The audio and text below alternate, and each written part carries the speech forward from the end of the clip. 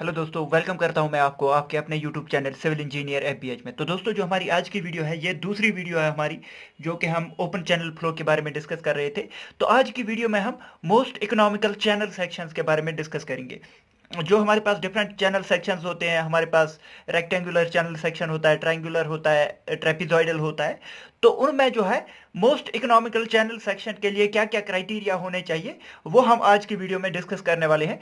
अगर आप इन वीडियोस की ये जो मोस्ट इकोनॉमिकल चैनल सेक्शन है इनकी डेरिवेशन भी देखना चाहते हैं, तो उसके लिए मैंने लिंक डिस्क्रिप्शन में दिया हुआ है, तो वहां से आप जो है सेपरेटली वीडियोस को चेक कर सकते हैं। तो यहां पर डिस्कस करते हैं हम कि चैनल सेक्शन को जो है मोस्ट इकोनॉमिकल कब माना जाएगा। तो चैनल सेक्शन को मोस्ट इकोनॉमिकल तब माना जाएगा अगर हमारे पास डिस्चार्ज जो है वो मैक्सिमम मैक्सिमम हो। तो अगर हमें maximum discharge for a given cross section area के लिए, जिस क्रॉस सेक्शन के एरिया के लिए हमारे पास डिस्चार्ज जो है वो मैक्सिमम होगा, उसी को हम मोस्ट इकोनॉमिकल सेक्शन कहते हैं। A channel section is said to be most economical when it passes the maximum discharge for a given cross section। मतलब कि एक गिवन क्रॉस सेक्शन एरिया के लिए अगर हमारे पास डिस्चार्ज जो है वो मैक्सिमम आ रहा है, तो उसे हम क्या कहते हैं? मोस्ट इकोनॉमिकल सेक्शन कहते हैं। तो इसके बाद आ जाते हैं हमारे पास जो डिस्चार्ज का फार्मूला होता है। अगर आपको पता है, वेलोसिटी का फार्मूला हमारे पास मैनिंग्स फार्मूला से निकल के आता है, 1/n r⁻²/3 s⁻1/2। अगर हम डिस्चार्ज अब निकालना चाहेंगे, डिस्चार्ज क्या होता है? Velocity into area. तो यहां पर वेलोसिटी पुट करेंगे हमारे पास, तो ये आ जाएगा 1/n r⁻²/3 s⁻1/2 into area. तो ये आ जाएगा हमारे पास डिस्चार्ज। अब देख सकते हैं आप, डिस्चार्ज जो है डायरेक्टली प्रोपोर्शनल होता है r⁻²/3। मतलब कि अगर हमें डिस्चार्ज मैक्सिमम चाहिए है, तो हमें जो है आर जो है वो मैक्सिमम होना चाहिए। आर जो है मैक्सिमम होना चाहिए, लेकिन आर जो है, आर खुद से होता है एरिया अपॉन वेटेड पेरीमीटर। तो अगर हमें आर मैक्सिमम चाहिए, क्यों के लिए आर मैक्सिमम होना चाहिए, लेकिन अगर हमें आर मैक्सिमम चाहिए तो पेरीमीटर जो है वो क्या होना चाहिए? वो मिनिमम होना चाहिए। तो पेरीमीटर जो है वो मिनिमम होना चाहिए। तो इसीलिए हम क्या करते हैं, हम किसी भी सेक्शन का अगर हमें क्या करना होता है, अगर हमें निकालना होता है कि हमें मोस्ट इकोनॉमिकल चैनल सेक्शन चाहिए, तो हम जो है पेरीमीटर उसका निकालते हैं। तो पेरीमीटर को मिनिमाइज करते हैं, मतलब कि पेरीमीटर हमारा मिनिमम होना चाहिए। तो मिनिमाइज करने के लिए क्या करते हैं? dp अपॉन dy निकालते हैं, वो जीरो के इक्वल हमारे पास आना चाहिए। तो मैक्सिमम मिनिमा अगर आपको पता है, अगर आपने डेरिवेटिव्स देखे हैं, तो मिनिमा के लिए जो है derivative with respect to y हमारा जीरो के इक्वल होना चाहिए। y क्या होता है? यहां पर y होता है डेप्थ ऑफ फ्लो। तो यही होता है हमारे पास कि अगर हमें डिस्चार्ज मैक्सिमम चाहिए तो आर मैक्सिमम होना चाहिए। आर मैक्सिमम होने के लिए हमारे पास पेरीमीटर जो है वो मिनिमम होना चाहिए।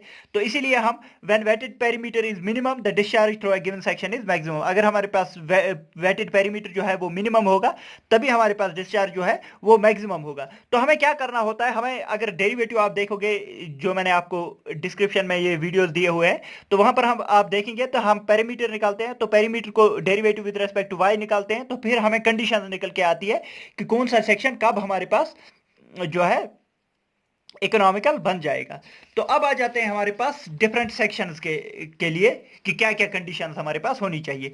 तो पहला ही होता है हमारे पास रेक्टेंगुलर सेक्शन। अगर आपने देखा होगा तो ये हमारे पास रेक्टेंगुलर सेक्शन दिया हुआ है, ये इसकी विड्थ है और ये इसकी डेप्थ है। तो अगर हमें एरिया निकालना होगा इसका इसका अगर हमें एरिया निकालना होगा, तो वो किसके इक्वल आ जाएगा? विड्थ इंटू डेप्थ, क्योंकि रेक्टेंगुलर क्रॉस सेक्शन हमारे पास है, बी इंटू वाई हमारे पास एरिया आ जाएगा। और पेरीमीटर अगर हमें निकालना है, वेटेड पेरीमीटर, तो वेटेड पेरीमीटर किसके इक्वल आ जाएगा? एक तो ये आ जाएगा, एक ये आ जाएगा और एक ये साइड आ जाएगा। वेटेड पेरीमीटर हमें निकालना है तो ये ऊपर वाला नहीं आ जाएगा। पेरीमीटर में हमें ये देखना होता है कि wetted perimeter of the channel क्या होगा? B plus Y. तो b प्लस वाई हो गया b +2y। तो b +2y हमारे पास पेरीमीटर आ जाएगा। लेकिन कंडीशन क्या होती है, जब हम पेरीमीटर निकालेंगे उसका derivative with respect to y करेंगे, जीरो के इक्वल आ जाएगा। तो हमारे पास दो कंडीशन निकल के आती है रेक्टेंगुलर सेक्शन के लिए। ये दो कंडीशन आपको रटा मार के याद रखनी है। ये जो दो कंडीशन है ये रटा मार के आपको याद रखनी है, क्योंकि यही हमारे पास निकल के आ जाता है लास्ट में। तो ये डेप्थ ऑफ फ्लो जो है वो विड्थ अपॉन 2 के इक्वल होना चाहिए। तो अगर हमें देखना है कि रेक्टेंगुलर सेक्शन कब इकोनॉमिकल होगा, तो वहां पर जो है डेप्थ ऑफ फ्लो जो है वो विड्थ का हाफ होना चाहिए। तो ये चीज आपको याद रखनी है, डेप्थ ऑफ फ्लो जो है विड्थ का हाफ के इक्वल होनी चाहिए, तब हमारे पास जो है क्या होगा, तब हमारे पास इकोनॉमिकल सेक्शन होगा। और नेक्स्ट जो कंडीशन है वो ये क्या होता है, तो आर हमारे पास होता है hydraulic mean depth. Hydraulic mean depth जो है वो अगर y/2 के इक्वल होगा तो हमारे पास जो है सेक्शन, रेक्टेंगुलर सेक्शन जो है वो क्या होता है, मोस्ट इकोनॉमिकल होता है। अब आप देख सकते हैं हमारे पास एरिया हमने निकाला by के इक्वल, एरिया हमारे पास by के इक्वल निकल गया, लेकिन हमने देखा कि हमारे पास y जो है वो b/2 के इक्वल होना चाहिए अगर हमें इकोनॉमिकल देखना है। तो b किसके इक्वल आ जाएगा, 2y के इक्वल। 2y के इक्वल जब हम यहां पर b की वैल्यू 2y पुट करेंगे तो हमारे पास 2 इंटू वाई आ जाएगा, तो वो आ जाएगा 2y²। तो कभी आपसे यह भी पूछा जाएगा इकोनॉमिकल सेक्शन के लिए हमारे पास एरिया क्या होगा, तो 2y² के बराबर हमारा एरिया आ जाएगा। ऐसे ही पेरीमीटर, पेरीमीटर आपको मैंने पहले ही दिखाया हुआ है, वो हम b+2y के इक्वल होता है। लेकिन b क्या होता है, हमारे पास 2y के इक्वल होता है। तो यहां पर b की जगह 2y लिखेंगे तो पेरीमीटर हमारे पास 2y+2y आ जाएगा, तो ये आ जाएगा 4y। तो वेटेड पेरीमीटर अगर हम इकोनॉमिकल, मोस्ट इकोनॉमिकल चैनल के लिए देखेंगे तो वो आ जाएगा 4y के इक्वल। ऐसे ही हमारे पास हाइड्रोलिक डेप्थ, हाइड्रोलिक डेप्थ अगर आप देखेंगे तो वो क्या होता है हमारे पास, area upon top width, area upon top width. तो टॉप विड्थ हमारे पास आपको दिया हुआ है, पता ही है, वो 2y के इक्वल होना चाहिए। जो b है, टॉप विड्थ यहां पर b के इक्वल ही होगी, टॉप विड्थ और बी जो है वो सेम होगी। तो यहां पर टॉप विड्थ जो है बी हमारे पास 2y के इक्वल आ जाएगा। अगर हम यहां से देखेंगे तो हमारे पास टॉप विड्थ जो है वो भी 2y के इक्वल आ जाएगी। तो एरिया अपॉन टॉप विड्थ जो हाइड्रोलिक डेप्थ है तो वो आ जाएगा 2y/y, 2y/y। तो हमारे पास d जो है हाइड्रोलिक डेप्थ वो आ जाएगी y के इक्वल।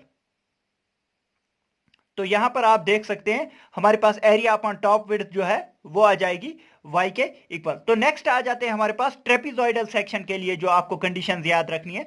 ट्रेपिजॉइडल सेक्शन के लिए हमारे पास यहां पर आप देख सकते हैं हमारे पास ये जो स्लोप दिया होता है, साइड स्लोप, वो 1/z होता है।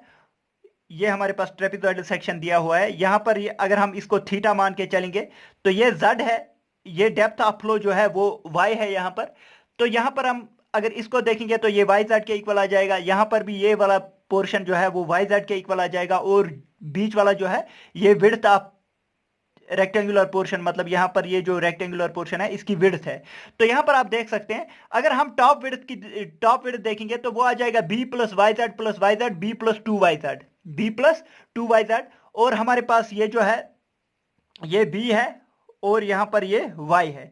तो अगर हमें एरिया निकालना है तो एरिया निकालने के लिए अगर आप एरिया निकालेंगे तो वो आ जाएगा by+zy²। तो ये कैसे आ जाएगा, आपको सीधा ट्रेपीजियम का एरिया निकालना है 1/2 sum of parallel sides into perpendicular distance. Sum of parallel sides आ जाएगा b+2yz इनटू b आ जाएगा sum of parallel sides into y करेंगे तो हमारे पास ये एरिया निकल के आ जाएगा।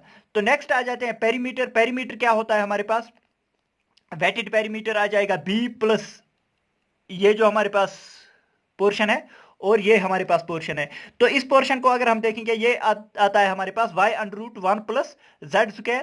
तो ये आ जाएगा हमारे पास b+2 टाइम्स y√1+z², क्योंकि ये जो है हमारे पास ये पोर्शन, ये दो पोर्शन है हमारे पास, यहां पर आप देख सकते हैं ये वाला एक और ये वाला एक। तो ये आ जाएगा b+2y√1+z²। तो ये पेरीमीटर हमारे पास है। तो कंडीशंस क्या होती है, कंडीशंस आपको याद रखनी है एक्चुअल में। तो कंडीशन होती है हमारे पास b+2yz किसके इक्वल होता है, b+2yz yz। तो b+2yz होता है हमारे पास top width, b+2yz divide by 2 is equal to y√1+z²। y√1+z² क्या होता है, ये होता है ये स्लोपिंग साइड, ये होता है हमारे पास स्लोपिंग साइड। तो हमारे पास क्या होता है, टॉप विड्थ का हाफ जो है वो 1 ऑफ द स्लोपिंग साइड के इक्वल होना चाहिए। तो पहली ही कंडीशन, या तो आपको ऐसे याद रखना है या आपको ये याद रखना है, कभी कभार डायरेक्टली यही पूछा जाता है, half of the top width, मतलब कि टॉप विड्थ ये है, डिवाइड बाई 2 करेंगे तो half of top width is equal to sloping one of the sloping side. Sloping side का मैंने आपको बताया है कि y under root of 1 plus Z square आता है हमारे पास। तो half of the top width हमारे पास one of the sloping side के इक्वल होना चाहिए। नेक्स्ट दूसरी कंडीशन क्या है हमारे पास, जो z की वैल्यू होती है, मतलब कि ये जो स्लोप में 1 अपॉन z दिया हुआ है ना, ये वाला z जो है इसकी वैल्यू हमारे पास किसके इक्वल होनी चाहिए, 1 अपॉन अंडर रूट 3। तो 1 अपॉन अंडर रूट 3 अगर हम देखेंगे यहां पर पुट करेंगे 1 अपॉन अंडर रूट 3, तो हमें ये थीटा अगर निकालना है फिर से, तो थीटा निकल के आ जाएगा हमारे पास 60 डिग्री। तो यहां पर ये जो एंगल जो है, ये थीटा एंगल जो है वो 60 डिग्री होना चाहिए, किसके लिए, इकोनॉमिकल सेक्शन के लिए। तो पहला ये है हमारे पास b plus 2yz divide by 2, मतलब कि टॉप विड्थ का हाफ हमारे पास one of the sloping sides के इक्वल होना चाहिए, one of the sloping sides के इक्वल होना चाहिए। और अगर हमारे पास जो 1 इन z जो हमारे पास स्लोपिंग साइड का स्लोप दिया हुआ है, तो z की वैल्यू यहां पर 1 अपॉन अंडर रूट 3 के इक्वल होनी चाहिए, और थीटा की वैल्यू जो अगर हम देखेंगे तो वो 60 डिग्री के इक्वल होनी चाहिए। तो ये दो कंडीशंस आपको याद रखनी है। नेक्स्ट है हमारे पास r जो है यहां पर भी y बाई 2 के इक्वल ही आ जाएगा, तो r equal to y by 2।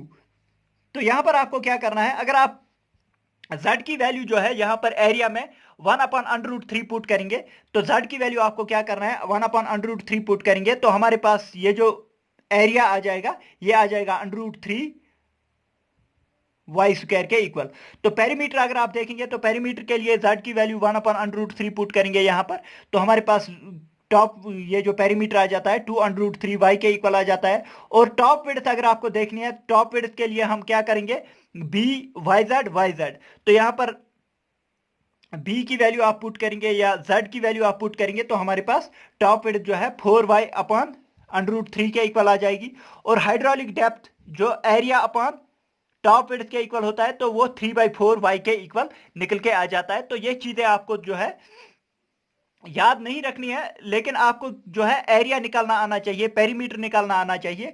और पेरीमीटर जो में जो है ये z की value 1 upon under root 3 put करनी आनी चाहिए, तो आपके पास एरिया भी निकल के आ जाएगा और वेटेड पेरीमीटर भी निकल के आ जाएगा। ज्यादातर चांसेस है इसमें रेक्टेंगुलर सेक्शन के ही पूछने के, तो रेक्टेंगुलर सेक्शन के आपको याद होने चाहिए। इसके बाद आ जाता है हमारे पास ट्रायंगुलर सेक्शन। तो ट्रायंगुलर सेक्शन अगर हम देखेंगे तो ट्रायंगुलर सेक्शन ये हमारे पास दिया हुआ है। तो ट्रायंगुलर सेक्शन के लिए भी अगर आप देखेंगे यहां पर 1 इन z स्लोप है, तो ये वाला पोर्शन जेड वाई के इक्वल आ जाएगा, और ये वाला पोर्शन भी जेड वाई के इक्वल आ जाएगा। तो अगर हमें टॉप विड्थ देखनी है तो वो आ जाएगा जेड वाई 2 जेड वाई। तो अगर हमें एरिया निकालना है, एरिया ये ट्रायंगल का एरिया हम सीधा निकाल सकते हैं। ट्रायंगल अगर हम इसको बेस मानेंगे, इसको परपेंडिकुलर मानेंगे, तो 1/2 base into perpendicular, 1/2 twice Y Z into perpendicular हमारे पास क्या आ जाएगा, y के इक्वल आ जाएगा। तो हमारे पास एरिया जो है जेड वाई स्क्वायर के इक्वल निकल के आ जाएगा। नेक्स्ट है हमारे पास पेरीमीटर। वेटेड पेरीमीटर अगर हमें निकालना है, तो वेटेड पेरीमीटर एक तो यहां से वेट होगा और एक यहां से वेट होगा। तो स्लोपिंग साइड जो है 1 y under root 1 plus Z square यहां पर भी होगा, क्योंकि 1/z यहां पर भी रेशियो दिया हुआ है, तो y under root 1 plus Z square यहां पर भी होगा, और इस साइड भी y under root 1 plus Z square होगा। तो 2y under root 1 plus Z square जो है वेटेड पेरीमीटर आ जाएगा यहां पर।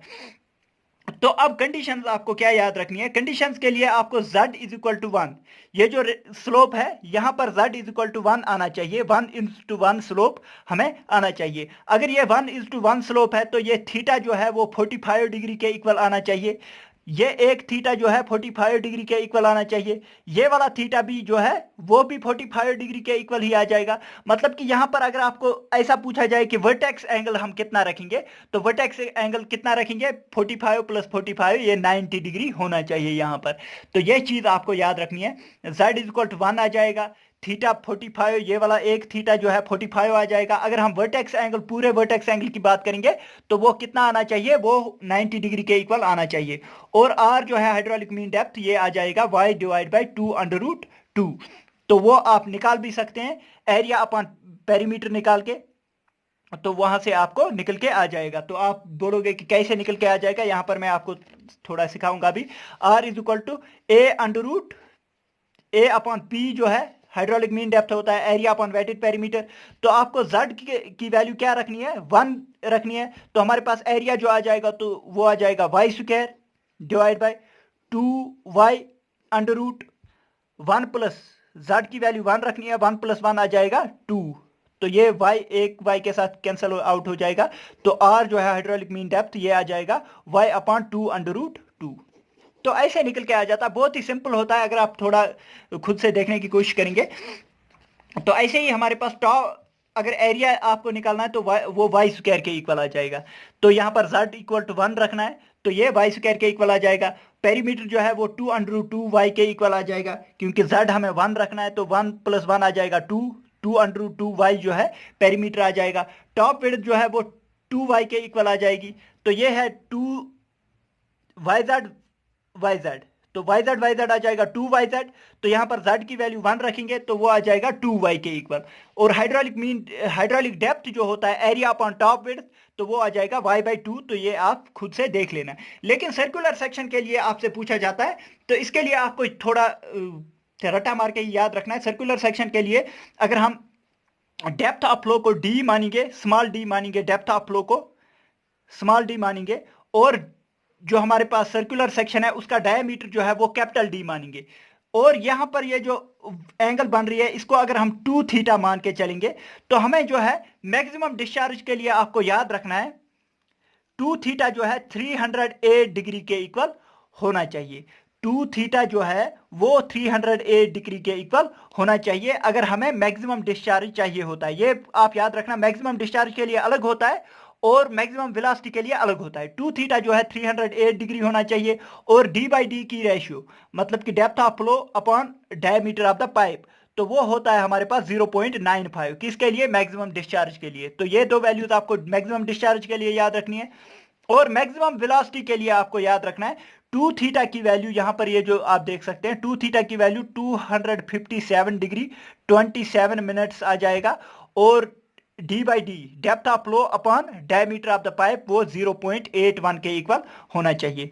या फिर हाइड्रोलिक मीन डेप्थ भी अगर आप याद रखना चाहेंगे तो हाइड्रोलिक मीन डेप्थ जो है वो 0.3 times diameter of the pipe होना चाहिए। तो ये कुछ कंडीशंस है हमारे पास सर्कुलर सेक्शन को कब हम इकोनॉमिकल कहेंगे। तो मैक्सिमम डिस्चार्ज के लिए 2 theta 308 degree, D by D जो है depth of flow divide by diameter of the pipe और 0.95, और मैक्सिमम वेलोसिटी के लिए 2 थीटा की वैल्यू 257 डिग्री 27 मिनट्स और depth of flow upon diameter of the pipe और 0.81 के इक्वल होनी चाहिए। तो ये थी कुछ कंडीशंस जो आपको याद रखनी है, किसके लिए, मोस्ट इकोनॉमिकल सेक्शन के लिए। तो दोस्तों अगर आपको आज की वीडियो पसंद आई, वीडियो को लाइक कीजिए, शेयर कीजिए अपने दोस्तों के साथ, और सब्सक्राइब कीजिए हमारे चैनल सिविल इंजीनियर FBH को ऐसे ही वीडियोस के लिए। थैंक यू दोस्तों, thank you for watching the video.